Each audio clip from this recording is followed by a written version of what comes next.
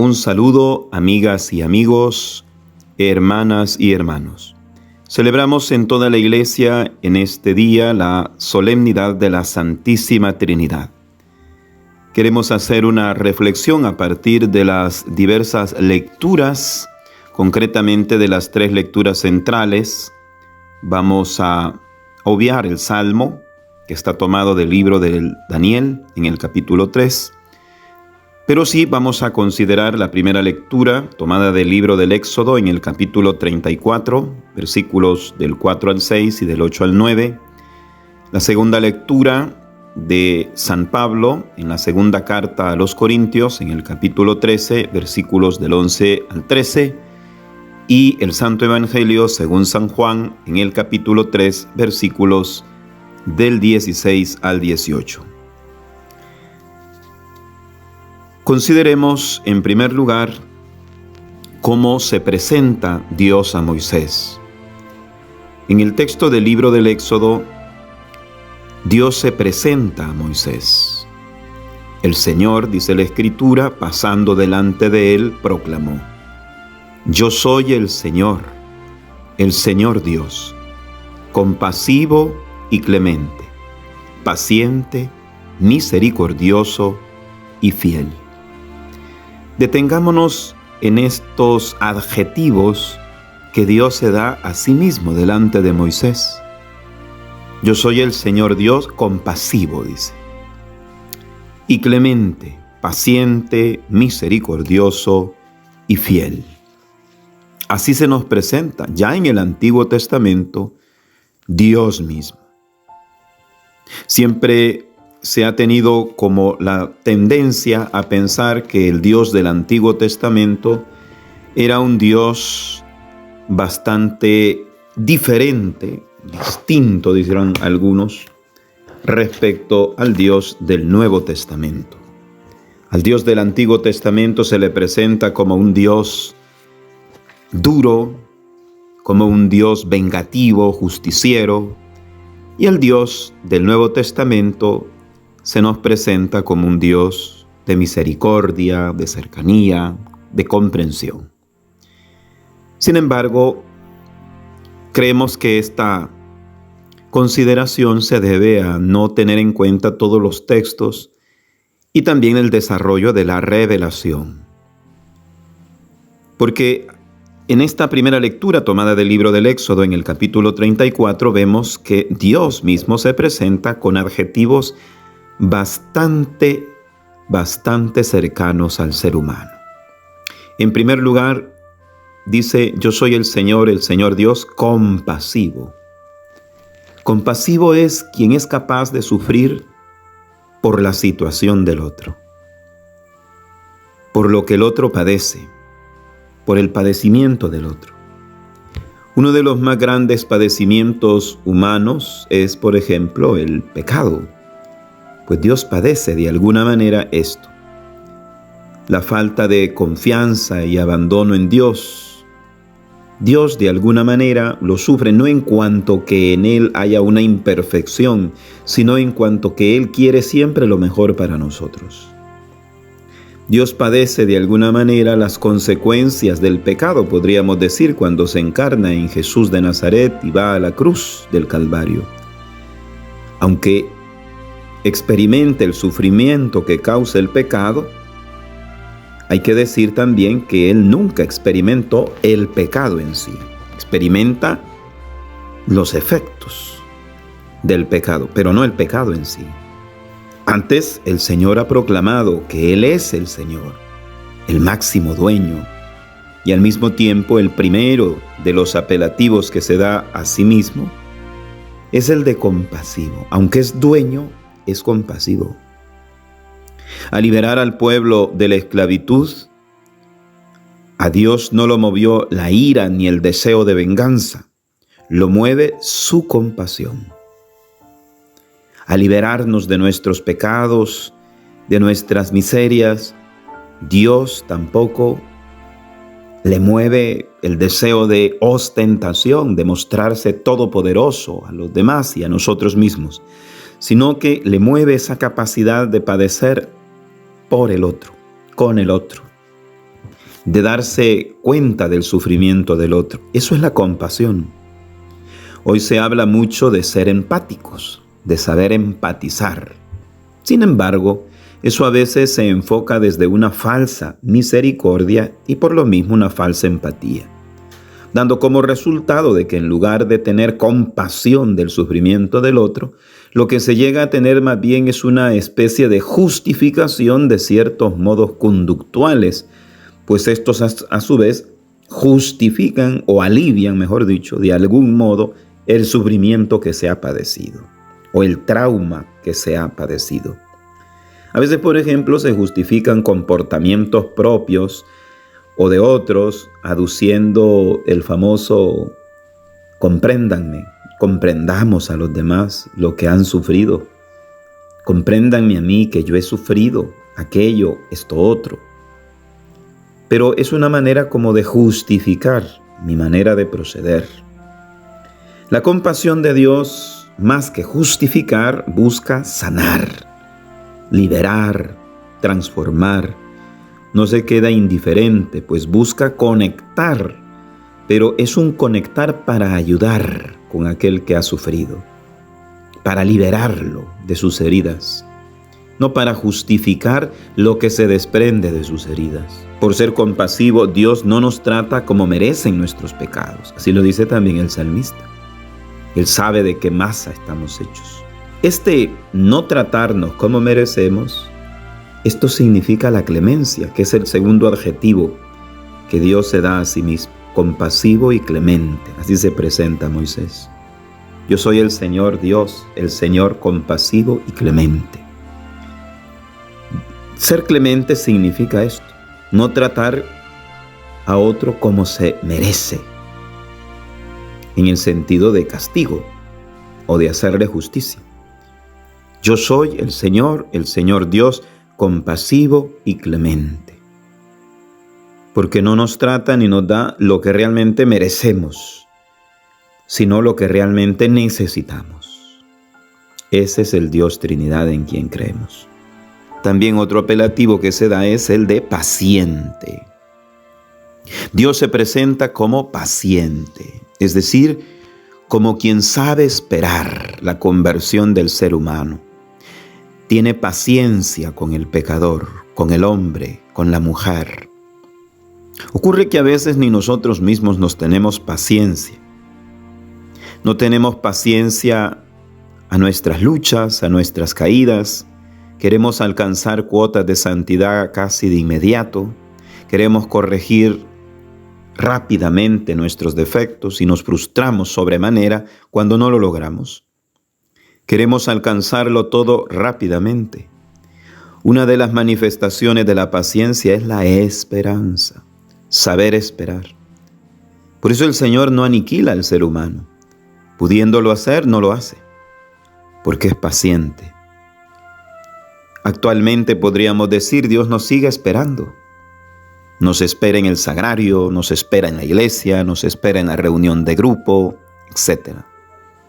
Un escritor muy antiguo, Tertuliano, decía que la paciencia de Dios se manifiesta de muchas maneras, pero una de ellas es cuando soporta a quienes no lo conocen y que en su desconocimiento adoran ídolos, fantoches, decía él.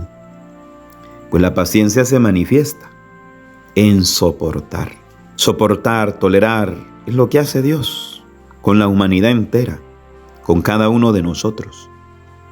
Es otra manifestación de la paciencia, el soportar. Otra manifestación de la paciencia es la fortaleza. Dios es fuerte y el modo de manifestar esa fortaleza se manifiesta siendo paciente. Dios no se arrebata, no se deja ir por la reacción, no se descontrola. Su voluntad no es una fragilidad penosa que se cambia así por así. Dios es fuerte, no por su afán de destruir, sino ante todo es fuerte, potente, por su capacidad de crear, por su capacidad de esperar. Eso lo hace fuerte. En el mundo humano el más fuerte es el que se impone, el que obliga, el que cambia forzando las cosas. La fuerza de Dios es diferente. Él se propone al ser humano y lo atrae así. Invita libremente a seguirle. No cambia forzando, cambia transformando desde dentro a aquel que quiere dejarse transformar por Él. Es una fuerza, es potente, es omnipotente Dios, pero es una fuerza que brota del amor. Porque es paciente, Dios se manifiesta también como dueño de sí, dueño de todo. Otro adjetivo que se añade a Dios es el de misericordioso. Misericordioso porque se compadece de la miseria del ser humano, de la criatura. Dios no tiene asco de nuestros pecados. Dios no se avergüenza de nosotros, sobre todo si nos arrepentimos. En un primer momento no busca rechazarnos. Se duele de nuestra indigencia, porque la misericordia es tener un corazón, un amor para quien pasa cualquier tipo de miseria, y sobre todo las miserias más hondas, y estas brotan del pecado. Pues Dios es misericordioso, porque implica lo más hondo de su corazón para ayudar a aquel que pasa la miseria. Y termina el último adjetivo de esta primera lectura: Dios se presenta como fiel. Yo soy el Señor Dios, compasivo y clemente, paciente, misericordioso y fiel.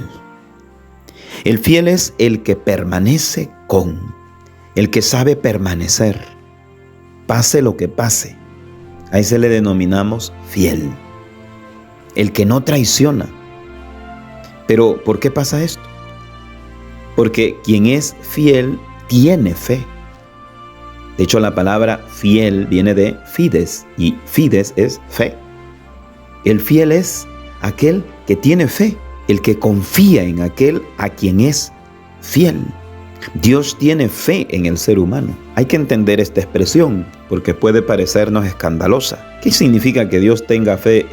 Estamos hablando de una fe similar a la fe que el ser humano tiene que tener en Dios. De ninguna manera, de ninguna manera. No es la fe como virtud que tiene que tener el ser humano para acceder a Dios. No, sino fe en el sentido de que el ser humano para Dios puede llegar a ser santo. Puede llegar a encontrarse plenamente con Él y a estar con Él. Dios tiene confianza en el ser humano, como quizás ni el ser humano se tiene confianza en sí mismo. Por eso es que cuando eligió a Moisés, Moisés decía: no, yo cómo voy a ir a hablarle al faraón, no, es que yo te lo digo. Por eso Jeremías no quería hablar como profeta y pone como excusa que es muy joven, pero Dios le dice: no digas, soy un muchacho.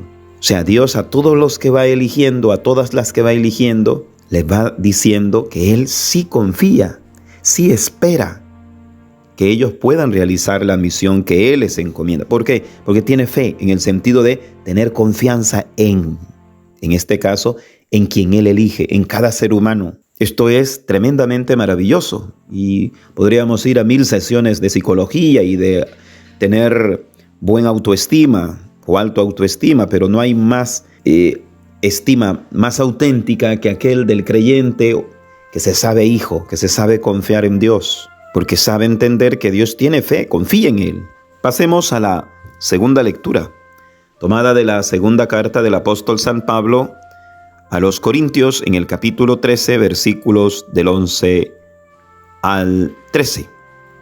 De entrada, San Pablo dice: hermanos, estén alegres, trabajen por su perfección.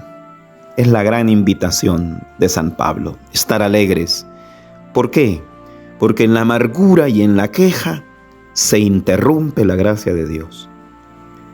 Cuando vivimos desde la amargura de lo que nos ha pasado de mal, de las situaciones negativas, y cuando vivimos en la constante queja, interrumpimos la gracia de Dios. Incluso hay psicólogos que han planteado eso, que una persona que constantemente, si bien es cierto, hay que dolerse y hay que quejarse de lo que no está bien, pero no excesivamente, porque una persona que se queja excesivamente, al final también es un signo de inmadurez y de no crecimiento, de no desarrollo personal.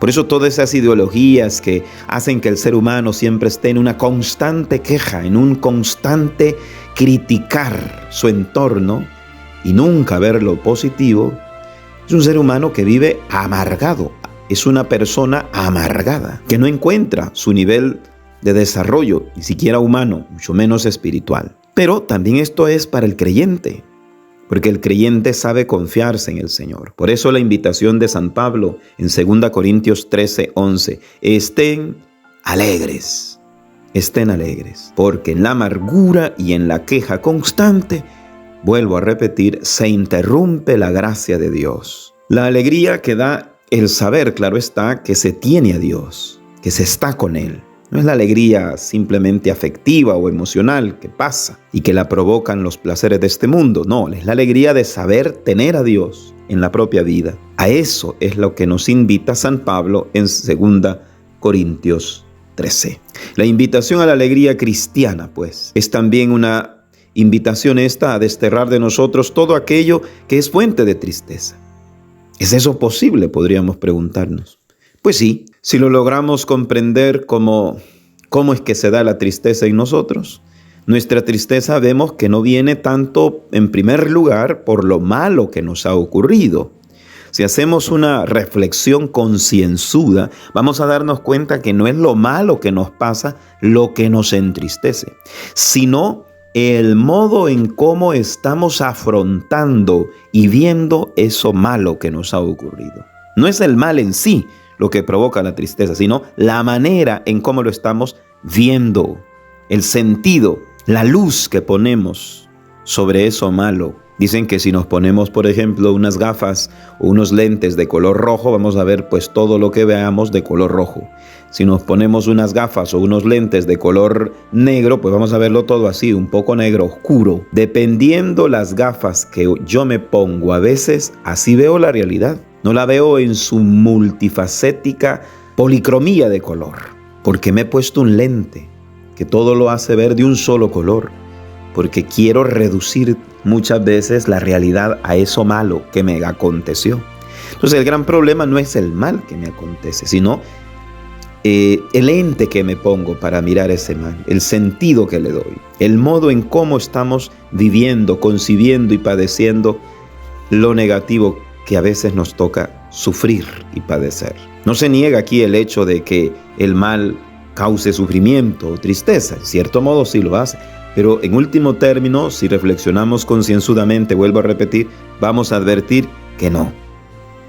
Por eso la invitación a estar alegres, pero también dice el texto, muy sabiamente, trabajen por su perfección. Quien no está alegre, pues termina cayendo en tristeza, y el triste por lo general es conformista o se deprime y no va a trabajar por su perfección, porque va a estar echando siempre la culpa a los demás, al entorno, a la sociedad, a personas, a situaciones, a experiencias, y va a decir, no, es que yo no puedo ser así, porque yo tengo esto, yo padecí esto. Entonces en la queja y en la amargura, como hemos dicho, se imposibilita el desarrollo. La gracia de Dios no fructifica, aunque Dios la dé. Por eso, una vez que el apóstol invita a estar alegres, la alegría cristiana, claro está, también invita a trabajar por la propia perfección. Porque quien no está alegre con esta alegría cristiana, pues es imposible que trabaje su perfección. Y al mismo tiempo nos invita por eso San Pablo a animarse, a animarnos unos a otros. Anímense mutuamente, vivan en paz y en armonía. Hay una frase importantísima que no hemos de dejar de lado, y es cuando a partir ya del versículo número 13, San Pablo se despide con un saludo trinitario. La gracia, dice el apóstol San Pablo, de nuestro Señor Jesucristo, el amor del Padre y la comunión del Espíritu Santo estén siempre con ustedes. La gracia de nuestro Señor Jesucristo. Porque la gracia del Padre se ha hecho actual, histórica, presente, pues, en la vida de cada ser humano, o puede hacerse presente en la vida de cada ser humano, por medio de la redención que ha obrado Jesucristo. La gracia viene y nos ha sido dada por la redención obrada por Cristo, en su entrega libérrima en la cruz del Calvario. Por eso el apóstol comienza su saludo trinitario diciendo la gracia de nuestro Señor Jesucristo. No es que el Padre, no es que el Espíritu Santo no otorguen gracias, pero esto que nos dé el Padre y el Espíritu se actualiza por el acto redentor de Cristo. La puerta de la gracia la ha abierto Jesucristo con su entrega en el Calvario. Por eso dice la gracia de nuestro Señor Jesucristo. El amor del Padre. ¿Por qué? Porque el amor tiene su fuente más radical en el Padre. Todo amor tiene al Padre como fuente primera y como fuente última. El Padre, o mejor dicho, el amor del Padre es amor fontanal, amor fuente, en grado sumo. Es amor principio y también amor fin. Es decir, de donde brota todo tipo de amor auténtico y hacia donde se dirige todo verdadero amor. El amor verdadero nace en Dios y también descansa en Dios. Por eso es que el amor del Padre, nos dice hoy San Pablo, porque la fuente del amor, incluso en la Trinidad Santísima, brota del Padre. Y termina el saludo de San Pablo en esta segunda lectura de 2 Corintios 13. Y la comunión del Espíritu Santo estén siempre con ustedes. La comunión del Espíritu Santo. El Espíritu Santo es quien procede por la unión de amor entre el Padre y el Hijo. O sea que el Espíritu Santo viene del Padre y del Hijo, pero del amor entre ellos dos. De ahí brota la tercera persona de la Trinidad. Por eso se ha dicho que el Espíritu Santo es la comunión en grado más sublime, máximo. Si del Hijo o hacia a través del Hijo se nos hace posible y cercana la gracia o las gracias que provienen del Padre, las gracias que el Padre quiere darnos, y si del Padre viene todo el amor que del Hijo recibimos, el Espíritu Santo es quien nos ayuda a entrar en conexión con ese amor. Nos ayuda a entrar en conexión a través de la comunión. Es tener una común unión en el amor personal de Dios. En ese amor que ya se tiene el Padre con el Hijo y el Hijo con el Padre, pues el Espíritu Santo, que es la tercera persona, nos ayuda a conectar, porque Él es la comunión. Por eso el apóstol señala a la comunión como venida de Dios Espíritu Santo. Pues así tenemos estos tres grandes pilares que están presentes como regalos de la Trinidad Santa: la gracia, el amor y la comunión, que son indispensables para relacionarnos con Dios y también con nuestros prójimos. El cristianismo, pues, no es una religión de libro, es la religión, como su mismo nombre indica, de relación con Dios Padre, con Dios Hijo, con Dios Espíritu Santo y desde ahí con todos los demás seres humanos y con la creación entera. La gracia, que es entendida como don, y esa gracia a través del amor, y un amor que entrega a su Hijo. Es lo que vemos hoy en el texto del Evangelio de Juan 3:16. Tanto amó Dios al mundo que le entregó a su único Hijo. Él es el Padre que entrega a su Hijo. El Padre entrega lo que más quiere, que es a su Hijo único, para la salvación de nuestras almas. Y la comunión, como hemos dicho, es esa capacidad que nos da Dios a través del Espíritu Santo para poder, primero, creer en Dios Padre y hacer experiencia de ese amor del Padre, pero también de la entrega que Él ha hecho en Jesucristo, su enviado, su Hijo, nuestro hermano. Luego, el texto del Evangelio, como hemos ya citado en parte algo de él, Juan 3, 16, 18, nos manifiesta entonces esa acción de la Trinidad Santa. Primero el Padre, a quien se le llama Dios. Tanto amó Dios al mundo que le entregó a su Hijo único. La segunda persona es el Hijo único, para que todo el que cree en Él no perezca, sino que tenga vida eterna. El hecho de creer es una obra del Espíritu Santo, aunque no lo diga explícitamente, lo dirá en otras ocasiones, el texto del Evangelio. Porque Dios no envió a su Hijo para condenar al mundo, sino para que el mundo se salvara por Él. El que cree en Él no será condenado. Así lo dice el texto de San Juan 3:16. Pero el que no cree ya está condenado por no haber creído en el Hijo de Dios. De modo pues que se nos invita ahora a creer en Jesucristo, para abrirnos paso y así llegar a creer en el Padre. Y creyendo en el Padre, creemos también en el Santo Espíritu. Nuestra fe no solamente es una fe en Cristo, también es una fe en el Padre, una fe en el Espíritu Santo, es una fe en la Trinidad Santísima. Por eso nos encomendamos cuando nos persignamos en el nombre del Padre, del Hijo y del Espíritu Santo. Siempre estamos haciendo esa triple consagración de algún modo.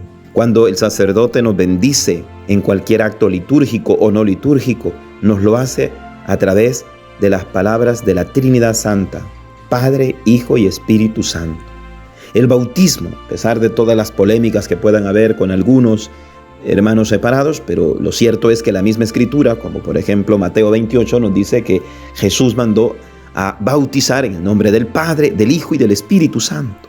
Así se inicia el camino de la gracia de Dios. Cuando vamos a confesarnos, ese perdón se nos da en el nombre no del sacerdote, sino en el nombre del Padre, del Hijo y del Espíritu Santo. Es en el nombre de la Trinidad Beatísima. De modo pues que ahora se nos invita a pedir esa fe trinitaria para también desde la Trinidad vivir, como nos decía la segunda lectura, en la gracia de Jesucristo, en el amor del Padre y en la comunión que procede no de nuestros deseos o gustos, sino del Espíritu Santo.